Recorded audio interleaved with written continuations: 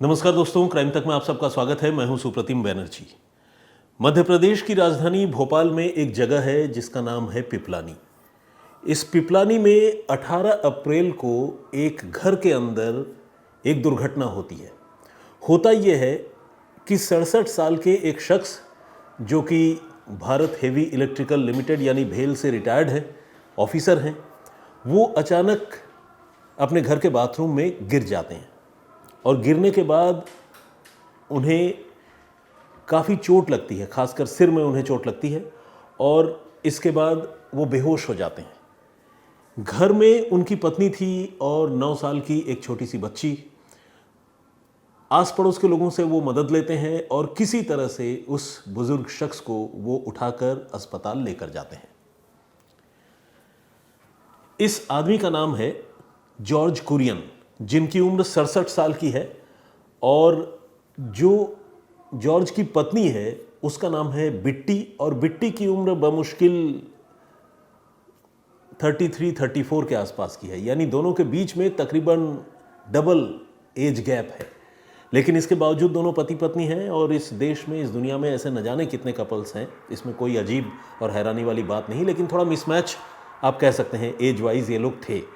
तो जब जॉर्ज कुरियन गिर गए तो बिट्टी अपने पति को आस पड़ोस के लोगों की मदद से उठाकर अस्पताल लेकर जाती है और अस्पताल में जो है उनको भर्ती करवाती है। लेकिन भर्ती करने से पहले जब डॉक्टर जॉर्ज कुरियन का मेडिकल एग्जामिनेशन करते हैं और उनको अटेंड करते हैं तो ये देखकर वो परेशान हो जाते हैं कि उनमें जान नहीं बची है, यानी जॉर्ज कुरियन की मौत हो चुकी थी और डॉक्टरों ने उन्हें ब्रॉड डेथ करार दिया। डॉक्टरों ने इसी के साथ पूछा कि भाई कैसे हो गया ये मामला, तो बिट्टी ने बताया कि रात को खाना खाकर सोए थे और मिडनाइट को उठकर बाथरूम की तरफ गए, लेकिन जब लौट कर नहीं आए और मैंने गिरने की आवाज़ सुनी, मैं गई, फिर मैंने देखा पड़े हुए हैं बेहोश होकर। उसके बाद मैंने आसपास के लोगों को बुलाया और फिर मैं हॉस्पिटल लेकर आ गई। तो बहुत ही क्लियर कट स्टोरी थी और इसमें कुछ भी शक करने वाली या कोई भी हैरान होने वाली बात नहीं थी। इस तरह के एक्सीडेंट्स होते हैं अक्सर, लेकिन जॉर्ज कुरियन का इस एक्सीडेंट से बिल्कुल मर जाना, जान से चले जाना, और वो भी तब जब विजिबली कोई बहुत इंजरी जो है वो बॉडी पर दिख नहीं रही थी, तो ये थोड़ा डॉक्टरों को परेशान ज़रूर कर रहा था। वो थोड़े हैरान भी हो रहे थे। इसके साथ एक और भी इम्पॉर्टेंट बात था, वो ये कि अब ये एक केस ऑफ एक्सीडेंटल डेथ तो था और ऐसे मामले में फिर पुलिस को इन्फॉर्म भी किया जाता है। तो हॉस्पिटल प्रशासन ने जो है इस मामले में भोपाल पुलिस को इन्फॉर्म किया। पुलिस मौके पर पहुंची। पुलिस ने घर वालों का, खासकर जो बिट्टी कुरियन है जॉर्ज की पत्नी, उनका बयान दर्ज किया और दर्ज करने के बाद जॉर्ज की जो बॉडी है उसे अपने कब्जे में ले लिया और कब्जे में लेकर पोस्टमार्टम के लिए भिजवा दिया गया। अगले दिन जब जॉर्ज की पोस्टमार्टम रिपोर्ट सामने आई तो फिर पुलिस वालों का माथा ठनका और जॉर्ज को हॉस्पिटल में रिसीव करने वाले, उनके इलाज की कोशिश करने वाले जो डॉक्टर हैं, उनका भी माथा ठनका। हुआ ये कि जॉर्ज की मौत जो है सिर में कोई घातक चोट लगने या बाथरूम में गिरने की वजह से नहीं हुई थी, बल्कि जॉर्ज का गला घोंटा गया था। गले में किसी कपड़े से स्ट्रैंगुलेट किए जाने के मार्क जो है वो पोस्टमार्टम में डॉक्टरों को साफ साफ नज़र आ रहे थे। और इतना ही नहीं, गले में कुछ नाखूनों के निशान भी थे, जिसे देखकर ये लगता था कि शायद हाथ से भी जॉर्ज कुरियन का गला दबाने की कोशिश हुई है। लेकिन अब सवाल यह है कि मिडनाइट को घर के अंदर जॉर्ज कुरियन का जिस तरह से कत्ल हुआ, क्या वो उनसे हुलिये में बॉडी वाइज, स्ट्रक्चर वाइज कमज़ोर एक महिला जो है, क्या इस तरह से अपने पति की हत्या कर सकती है, और वो भी अकेली? ये सवाल पुलिस के मन में था। पुलिस ये सोच में पड़ गई कि आखिर जॉर्ज की हत्या घर के अंदर हुई तो कैसे हुई। हत्या में उसकी पत्नी बिट्टी कुरियन शामिल है, ये तो खैर फर्स्ट स्टांस से ही क्लियर था, मतलब पहली नज़र से ही ये क्लियर था, क्योंकि डेड बॉडी को लेकर आने वाली ही बिट्टी थी और बिट्टी ने ही वो पूरी बाथरूम में गिरने की कहानी सुनाई। अगर तो मौत गला दबाने की वजह से, गला घोंटे जाने की वजह से हुई, और अगर जॉर्ज कुरियन की पत्नी जो है उनकी बॉडी को लेकर आने के बाद ये कहती है कि ये बाथरूम में गिर कर मर गए, तो जाहिर सी बात है शक तो जॉर्ज कुरियन की पत्नी पर सबसे पहले होगा। तो पुलिस को बिट्टी पर शक तो था। पुलिस ने बिट्टी को हिरासत में लिया और उससे पूछताछ शुरू कर दी।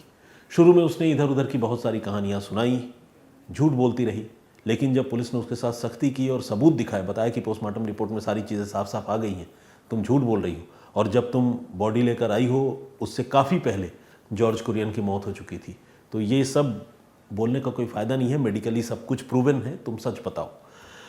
बिट्टी ने अपना जुर्म कबूल कर लिया। उसने कहा कि हाँ, उसी ने अपने पति जॉर्ज की हत्या की है।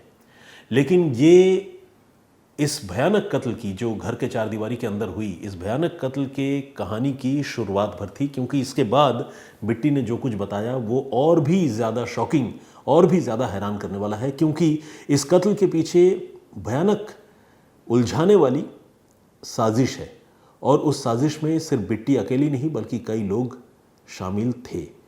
क्या है वो साजिश, क्या है इस मामले का सच, आइए आपको बताते हैं। बिट्टी के घर में एक महिला जिनका नाम है रेखा सूर्यवंशी, वो कुछ महीने पहले किराए पर रहने के लिए आई थी। रेखा सूर्यवंशी मूल रूप से मध्य प्रदेश के ही सीहोर की रहने वाली है, और जॉर्ज कुरियन के परिवार से रेखा सूर्यवंशी के परिवार की पुरानी जान पहचान है। तो रेखा के पति की कुछ समय पहले मृत्यु हो गई थी और रेखा इस वक्त अकेली थी। तो रेखा जो है सीहोर से शिफ्ट होकर भोपाल आ गई, और भोपाल आकर जॉर्ज कुरियन और बिट्टी के घर में वो किराएदार के तौर पर, टेनेंट के तौर पर रहने लगी। इस बीच जॉर्ज कुरियन, जिसका अपनी पत्नी बिट्टी से कोई बहुत अच्छा रिलेशन नहीं था, वो रेखा के पास आने जाने लगा। रेखा अपने ही घर में रहती थी किराए पर, तो रेखा के कमरे पर आने जाने लगा, और उसकी तरफ से रेखा के साथ शायद कुछ एडवांसमेंट की कोशिश हुई, मतलब वो नज़दीक आने की जॉर्ज कुरियन कोशिश करते थे, ऐसा रेखा सूर्यवंशी ने कहा है। तो खैर, रेखा जो है वहाँ किराए पर रहती थी, और बिट्टी के साथ जॉर्ज की बहुत अच्छे रिलेशन नहीं थे। दोनों में एक मेजर डिफरेंस जो है वो एज को लेकर ही था, और बिट्टी जो है अपने पति से काफ़ी ऊब चुकी थी, क्योंकि जॉर्ज की एक ये भी आदत थी कि वो हर छोटी मोटी बात पर बिट्टी को रोका टोका करते थे और बहुत डांटा फटकारा करते थे। मतलब देखा जाए तो उनका स्वभाव जो है बहुत तल्ख था, और जिसे कहते हैं ना कड़क मिजाज, और बेवजह की बातों पर गुस्सा करना, डांटना डपटना, इस तरह का जॉर्ज कुरियन की आदत थी। और बिट्टी जो है इन चीज़ों को सालों से झेल रही थी, क्योंकि बिट्टी की उम्र अभी भले 35 साल के आसपास थी, लेकिन उसकी शादी जॉर्ज से जो है तब हो गई थी जब बिट्टी की उम्र 17 साल की थी। और ये भोपाल में ही रहे। मूल रूप से बिट्टी भी केरल की रहने वाली है, और वो जो जॉर्ज कुरियन जिनकी मौत हुई वो भी मूल रूप से केरल के रहने वाले हैं। तो रेखा के इस परिवार में आने के बाद, मतलब उसके मकान में आने के बाद किराएदार के तौर पर, जॉर्ज जो है वो रेखा के आसपास आने जाने की कोशिश करने लगा। लेकिन सच्चाई ये है कि रेखा का एक और प्रेमी है जिसका नाम है संजय पाठक। अब ये जो संजय पाठक है वो बेसिकली रेखा सूर्यवंशी के पति का दोस्त था, लेकिन जब पति की मौत हो गई तो संजय जो है रेखा के घर आने जाने लगा, और रेखा के पति के नाम कुछ ज़मीन, कुछ प्रॉपर्टी जैसी चीज़ें थी जिनको संजय लगातार बिकवाने की कोशिश कर रहा था, और वो पैसा जो है वो कुछ पैसा ऑब्वियसली रेखा को दिलवाता और कुछ पैसे अपने लिए रखता, क्योंकि ये जो संजय है, संजय पाठक, ये बेसिकली एक प्रॉपर्टी डीलर भी है। तो संजय पाठक की भी अब इस कहानी में एंट्री हो चुकी थी, और बिट्टी जो है, जो अपने पति से परेशान थी, वो रेखा से अक्सर बातें किया करती थी, अपने पति की शिकायत किया करती थी, बताती थी कि मेरे पति बहुत नाराज़ होते हैं, बात बात पर गाली गलौज करते हैं, डांटते हैं, मेरी उम्र जो है उनके मुकाबले काफ़ी कम है, मैं इनसे ऊब गई हूँ, अकेली रहना चाहती हूँ। लेकिन बिट्टी अगर मान लीजिए 10% शिकायत करती, तो रेखा सूर्यवंशी जो है वो बिट्टी के मन में जहर घोलने का काम करती, और अपनी तरफ से और समझ लीजिए 90% शिकायत शुरू कर देती। वो ये बताती कि तुम्हारा पति तो बिल्कुल अच्छा आदमी नहीं है, एक तो ये बुढ़ा है, और ऊपर से जो है ये मेरे करीब आने की कोशिश करता है, मेरे कमरे में चला आता है, मैंने कई बार इनको रोका है, मना किया है, लेकिन ठीक नहीं है ये सब कुछ। तो कुल मिलाकर दोनों महिलाएं एक दूसरे को जब भी मिलती, बात करती, तो वो जॉर्ज कुरियन के बारे में बात करती, और दोनों की शिकायत जॉर्ज कुरियन से थी। संजय पाठक जो है उसको भी जॉर्ज से तकलीफ थी, जो कि रेखा सूर्यवंशी का प्रेमी है। उसको प्रॉब्लम ये था कि ये जो संजय पाठक है वो प्रॉपर्टी डीलर था, और वो रेखा सूर्यवंशी के कुछ प्रॉपर्टीज़ पर उसकी नज़र थी जिसको वो बिकवाना चाहता था, लेकिन जॉर्ज कुरियन वो भी रेखा सूर्यवंशी के सीहोर वाले कुछ प्रॉपर्टीज़ पर उसकी भी नज़र थी और जॉर्ज कुरियन भी उन प्रॉपर्टी को बिकवा कर अपने हिसाब से कुछ डील करवाना चाहता था, पैसे लेना चाहता था। तो यहाँ पर कॉन्फ्लिक्ट ऑफ इंटरेस्ट भी था और वो कॉन्फ्लिक्ट ऑफ इंटरेस्ट जो है जॉर्ज कुरियन का रेखा सूर्यवंशी के साथ भी था और संजय पाठक के साथ भी था, प्लस अपना उसकी पत्नी के साथ तो खैर विवाद चला ही आ रहा था। तो देखा जाए तो जॉर्ज कुरियन जो है 3 तरफ से घिरा हुआ था। रेखा ने ही जॉर्ज की पत्नी बिट्टी को ये सुझाव दिया कि अगर तुम इस आदमी से निजात पा जाओ तो तुम्हारी तो उम्र काफ़ी कम है, तुम अभी अच्छी खासी ज़िंदगी जी सकती हो, अकेली रह सकती हो अपनी बेटी के साथ, तुमको ज़रूरत क्या है इसके साथ रहने की। तो जब इस तरह की बातें बिट्टी लगातार सुनती रही तो बिट्टी को भी बात समझ में आई और उसे लगा कि हाँ ये आइडिया सही है कि मैं अपने पति का कत्ल करवा दूं। लेकिन फिर उसने रेखा से पूछा कि भाई लेकिन मर्डर मैं कैसे करूं, मैं तो क्रिमिनल हूं नहीं और ना कभी मैंने ऐसा कुछ किया करा है। तो उसने कहा कि तुम उसकी चिंता मत करो, वो काम तो हम कर देंगे। यानी रेखा सूर्यवंशी ने उसे न सिर्फ मर्डर का आइडिया दिया बल्कि उसे ये भी बताया कि वो मर्डर को एग्जीक्यूट करा देगी और इस मर्डर को एग्जीक्यूट कराएगी अपने प्रेमी संजय पाठक के साथ मिलकर। बिट्टी को लगा कि ये बहुत बढ़िया डील है। अब बात रुपए पैसों पर आ गई। रेखा सूर्यवंशी ने ये कहा कि इस काम के लिए वो 10 लाख रुपए लेगी। जैसा कि मैंने आपको बताया कि जॉर्ज कुरियन भेल से रिटायर हुए थे और ऑफिसर थे, काफ़ी पैसा था उनके पास, प्रॉपर्टी थी। तो बिट्टी को ये लगा कि ठीक है, अगर 10 लाख रुपए देकर जॉर्ज से मुक्ति मिल जाती है तो ये सौदा बुरा नहीं है। लेकिन बिट्टी ने एक शर्त ये रखी कि जब पेंशन जो मेरे पति की है वो जब मेरे नाम पर आने लग जाएगी, जब उसका लाभार्थी मैं बन जाऊंगी, तब जाकर जो है मैं ये 10 लाख रुपए आपको चुकाऊंगी। आप उससे पहले मर्डर कर दें और कुछ एडवांस पैसे मैं आपको दे सकती हूँ। रेखा सूर्यवंशी को इस बात के लिए अपने प्रेमी को भी राज़ी करना था, संजय पाठक को। लेकिन बात यहाँ सिर्फ सुपारी के पैसों की नहीं थी, बात यहाँ दूसरे कॉन्फ्लिक्ट ऑफ इंटरेस्ट की भी थी जिसके बारे में मैंने आपको बताया, ज़मीन बेचने बिकवाने का जो चक्कर था। तो इन दोनों ने बिट्टी के उस प्रपोजल पर हामी भर दी और कहा कि ठीक है, जब तुम्हें अपने पति की पेंशन पति की मौत के बाद मिलने लगेगी तो हमें 10 लाख रुपए दे देना, अभी कुछ एडवांस में 1-1.5 लाख रुपए दे दो। तो बिट्टी ने अपने बैंक खाते से अकाउंट ट्रांसफ़र करके तकरीबन 50-60 हज़ार रुपये रेखा सूर्यवंशी को मर्डर के लिए दिए और तारीख तय हुई कत्ल करने की 18 अप्रैल की। 18 अप्रैल 2025 यानी पिछले महीने की ये बात है। जब जॉर्ज कुरियन भोजन करने आए तो बिट्टी ने ये कहा अपने पति से कि आप खाना खा लीजिए, उसके बाद मैं आपके आंखों में दवाई डाल देती हूँ और आप 10 मिनट कम से कम आंखें बंद करके आराम कीजिए, सो दैट दवा जो है वो सेटल हो जाए। आंखों में जॉर्ज के कुछ प्रॉब्लम था मामूली, तो खाना खाने के बाद वो लेट गए और उनके आंखों में दवाई डाल के उनको बोला कि 10 मिनट आप रेस्ट कीजिए। इस बीच मौका देखकर बिट्टी ने किराएदार रेखा सूर्यवंशी को बुला लिया घर के अंदर। अब किराएदार भी कहीं दूर तो रहती नहीं थी, उसी बिल्डिंग में थी। तो रेखा सूर्यवंशी आई और उसके साथ साथ उसका प्रेमी संजय भी आ गया। फिर इन तीनों ने मिलकर जॉर्ज कुरियन को ओवर पावर किया। रेखा ने जॉर्ज के पांव पकड़े, प्रोबेबली बिट्टी ने हाथ पकड़े और ये जो आदमी था संजय पाठक, इसने एक कपड़ा लेकर बहुत बुरी तरह से कई मिनट तक उसका गला घोंटता रहा और तब तक घोंटता रहा जब तक कि जॉर्ज कुरियन की जान नहीं चली गई। और कत्ल की इस वारदात को भोजन करने के तुरंत बाद, जॉर्ज कुरियन के भोजन करने के तुरंत बाद अंजाम दिया गया। लेकिन आपको जानकर हैरानी होगी कि कत्ल हो गया और बिट्टी ने अपने पति की लाश को, डेड बॉडी को शेक करके हिला कर देखा कि वो जिंदा तो नहीं है। जब वो कंफर्म हो गई कि हाँ ये मर चुका है, तो भी वो अपने पति की लाश को लेकर हॉस्पिटल फौरन नहीं पहुंची, क्योंकि वो कंफर्म होना चाहती थी कि मेरे पति वाकई मर गए हैं, ये बात मैं इंश्योर होना चाहती हूँ। और इंश्योर होने के लिए उसने पूरे 5 घंटे तक इंतज़ार किया।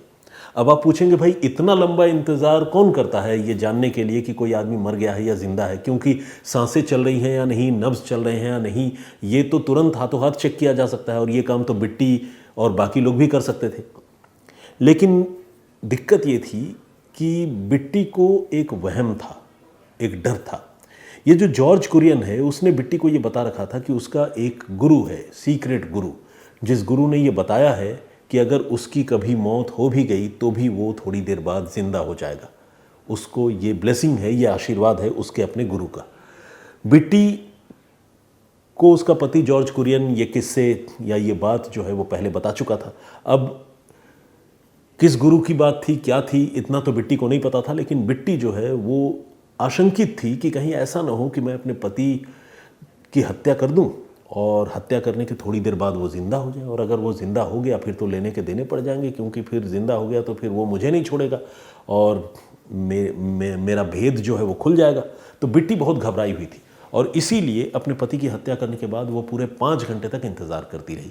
और जब 5 घंटे बाद बिल्कुल उसे तसल्ली हो गई कि अब ये ज़िंदा नहीं हो सकता, खेल खत्म हो चुका है, तो फिर वो अपने पति की लाश को लेकर हॉस्पिटल गई। डॉक्टरों ने जांच करते ही कह दिया कि ब्रॉड डेड मामला है। और दूसरा, जब पोस्टमार्टम इस डेड बॉडी का हुआ तो फिर पता चला कि मौत को भी काफ़ी वक्त हो चुका है। ये भी एक एविडेंस या सुराग, जो भी कहें, पहले तो सुराग कहेंगे लेकिन बाद में ये सारी चीज़ें चार्जशीट में शामिल होंगी। ये भी एक एविडेंस के तौर पर पुलिस के बही खातों में दर्ज हुआ, जिसमें पता चला कि मौत के तकरीबन 5-6 घंटे के बाद शव का पोस्टमार्टम किया गया, यानी बॉडी को हॉस्पिटल लाने में ही काफ़ी देर की गई। और उसके पीछे जो कहानी थी, अजीब कहानी, वो तो मैंने आपको बताई। तो इस तरह से 3 लोगों ने मिलकर अपने अलग अलग इंटरेस्ट्स की वजह से एक शख्स जो कि बेगुनाह बेकसूर था उसकी हत्या कर दी और पूरी साजिश घर के 4 दीवारी के अंदर रची गई। वो जगह जिसे हर आदमी के लिए दुनिया की सबसे महफूज जगह कही जा सकती है, क्योंकि घर में ही आदमी सबसे ज़्यादा सेफ होता है, और वहीं पर अगर किसी का कत्ल हो जाए तो आप समझ सकते हैं कि मामला कितना ख़तरनाक है। तो खैर, ये थी पूरी कहानी। इस पूरे घटनाक्रम पर आप क्या सोचते हैं, आपका नज़रिया क्या है, प्लीज़ हमें कमेंट करके ज़रूर बताइएगा। मेरी जो प्रीवियस स्टोरी है वो एक ब्लाइंड मर्डर की खबर है, जिसके बारे में मैंने आप लोगों को बताया था। मामला बेंगलुरु का है, जिसमें नीले रंग के एक ड्रम में एक महिला की लाश मिली थी, लेकिन उस ड्रम में लिखे एक नाम और पते की मदद से पुलिस जो है उस केस को क्रैक करने में कामयाब रही।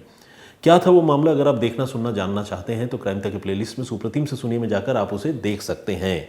मैं एक दिन का गैप कल हो गया, मैं कल आप लोगों की खिदमत में हाजिर नहीं हो सका। उसकी वजह ये थी कि मेरी तबीयत थोड़ी ख़राब थी और थोड़ा मतलब टायर्ड सा महसूस कर रहा था, तो इसलिए मैं एक दिन आया नहीं था। तो ये जो स्टोरी मैं जिसका भी जिक्र कर रहा हूँ, बेंगलुरु वाली स्टोरी, ये मैंने परसों आप लोगों को सुनाई थी। उस पर बहुत सारे लोगों ने कमेंट्स किया है। आइए कुछ लोगों के नाम और कमेंट्स पढ़ता हूँ जो हमारी परिपाटी है उसके मुताबिक। इसरार शेख साहब हैं महाराष्ट्र से, और उन्होंने कहा है कि जो गुनहगार हैं उनको कड़ी सज़ा मिलनी चाहिए। जगदीश चांडेगड़ा साहब हैं गुजरात से, जय श्री कृष्णा का इन्होंने उद्घोष किया है। बहुत स्वागत आपका Jagdish ji, thank you very much. Sujata ji हैं और इन्होंने लिखा है कि भैया फिर से नीला ड्रम। बिल्कुल, नीला ड्रम तो जो है वो एकदम ट्रेडमार्क बन गया है कातिलों के लिए कि वो नीले ड्रम में ही सबूत मिटाने के लिए उसका इस्तेमाल करते हैं। महादेव के नाम से एक आईडी है और उन्होंने बहुत अच्छा कमेंट किया है। हालांकि आप सारे लोग बहुत अच्छा कमेंट करते हैं, लेकिन कुछ लोग बहुत पैशनेटली कई बार कमेंट करते हैं। इन्होंने लिखा है कि मैं बहुत सालों से आपकी फ़ैन हूँ और हमेशा आपके व्यूज़ चेक करती हूँ। आई विश कि आपके व्यूज़ मिलियंस में आए। Thank you very much. हालांकि आईडी महादेव है, लेकिन जिस तरह से इन्होंने लिखा है ये कोई फीमेल फ़ैन है, या मतलब फ़ैन तो मैं क्या कहूँगा, मैं अपने आप को इस काबिल नहीं समझता हूँ। वो उन्होंने फ़ैन लिख दिया तो मेरी ज़ुबान से वो निकल गया। आप लोग मेरे, मैं कहूँगा कि अनकंडीशनल मेरे सपोर्टर्स हैं, जो आप सारे लोग इतना पसंद करते हैं और सपोर्ट करते हैं। थैंक यू वेरी मच, आप जो भी हैं बहुत धन्यवाद आपका। दीपमाला जी ने भी कमेंट किया है, उन्होंने कहा कि सुप्रतिम भाई आज मेरे बेटे ने मेरा ईयरफोन ले लिया है, वो दे नहीं रहा है और स्पीकर पर ही आज आपकी कहानी सुन रही हूँ, because I like to listen to you. Thank you very much Deepmala ji, बहुत धन्यवाद आपका। जया अवस्थी जी ने भी कमेंट किया है। मोहम्मद मजहर आलम ने कमेंट किया है, गुड स्टोरी टेलिंग ब्रो, उन्होंने लिखा है। इन्वेस्ट अलर्ट के नाम से एक आईडी है, प्लीज़ डोंट यूज़ वर्ड लाश again and again, use word body और डेड बॉडी। इसके पीछे क्या रीज़न है, इन्वेस्ट अलर्ट्स के नाम से जो हमारे दर्शक हैं वो बता पाएँ तो भी चलेगा, क्योंकि अगर मैं डेड बॉडी बोलूँ तो उसका भी मतलब लाश होता है, और शव बोलूँ तो उसका भी मतलब लाश होता है। ये ठीक वही वाला बात हुई, मुझे लगता है कि जैसे मेरे कुत्ते को कुत्ता मत कहो, डॉग कहो। तो एनीवे, मतलब मुझे आपसे कोई शिकायत नहीं, आपको पूरा हक है ये अपनी बात रखने का, बोलने का, लेकिन इसके पीछे का लॉजिक मैं समझना चाहता हूँ। मेरे हिसाब से यही लॉजिक होगा कि आपको शायद लाश शब्द जो है वो सुनने में अच्छा नहीं लगता होगा, डेड बॉडी शब्द शायद थोड़ा सा लाश के मुकाबले बेटर लगता होगा, लेकिन अगर आप विजुअलाइज करेंगे तो डेड बॉडी पर भी वही तस्वीर आपकी आंखों में, जहन में आएगी जो तस्वीर लाश बोलने पर आएगी। तो एनीवे कोशिश करूँगा कि आपकी बात पूरी करूँ। आज मैंने हालांकि लाश नहीं बोली, अगर आपने गौर किया हो तो आपका कमेंट्स मुझे याद था। कमेंट प्रदीप भंबू जी ने भी कमेंट किया है, बहुत बहुत स्वागत आपका। और इसके अलावा एस सिंह हैं, सुप्रतिम जी मैं भी आपकी स्टोरी की रेगुलर लिसनर हूँ, कमेंट फर्स्ट टाइम कर रही हूँ। आपकी voice and story presentation unique है, बंगाली होते हुए आपका भी प्रोनाउंसिएशन बहुत क्लियर एंड अच्छा है, एंड आपका इंग्लिश एंड हिंदी दोनों लैंग्वेज पर अच्छी कमांड है। सबको मर्जी से जीने का हक है, इतनी सी बात के लिए मर्डर करना नॉट जस्टिफाइड, क्रिमिनल्स को सज़ा मिलनी चाहिए। देखिए मुझे लगता है कि अपनी जान बचाना, आत्मरक्षा के लिए मर्डर करने के अलावा, और वो भी मर्डर आत्मरक्षा के लिए प्री प्लान्ड तरीके से नहीं, फिट ऑफ रेज में, मान लीजिए किसी ने हमला कर दिया, आपने रिटेलिएट कर दिया, ये बात तो समझ में आती है, कानून उसमें मर्डर करने वाले आदमी को रियायत भी देता है कानून, रियायत देता है। लेकिन बाकी और किसी भी रीज़न से मर्डर करने को जस्टिफाइड नहीं कह सकते, क्योंकि अगर मान लीजिए आप बदला लेने के लिए भी कत्ल करना चाहते हैं, मान लीजिए उसने कोई बहुत बड़ा गुनाह किया हो, तो भी उसके लिए कानून है, आप खुद जो है बदला नहीं ले सकते। तो खैर, क्रिक विथ निक के नाम से एक आईडी है, और इनका भी एक आईडी मतलब इनका भी एक यूट्यूब चैनल है, और ये बता रहे हैं कि इनके यूट्यूब चैनल में 2.5 लाख सब्सक्राइबर्स भी हैं, और माइंड फ्रेश करने के लिए वो मेरे वीडियोज़ रात को सोते हुए सुनते हैं। तो क्रिक विथ निक आप लोग भी याद रखिए, अगर आप लोग क्रिकेट फ़ैन हैं तो इनकी भी मदद कीजिए इनके चैनल को ग्रो करने में। सूर्य नारायण जी हैं, दिल्ली से हमारे लिसनर हैं, दर्शक हैं, बहुत स्वागत आपका।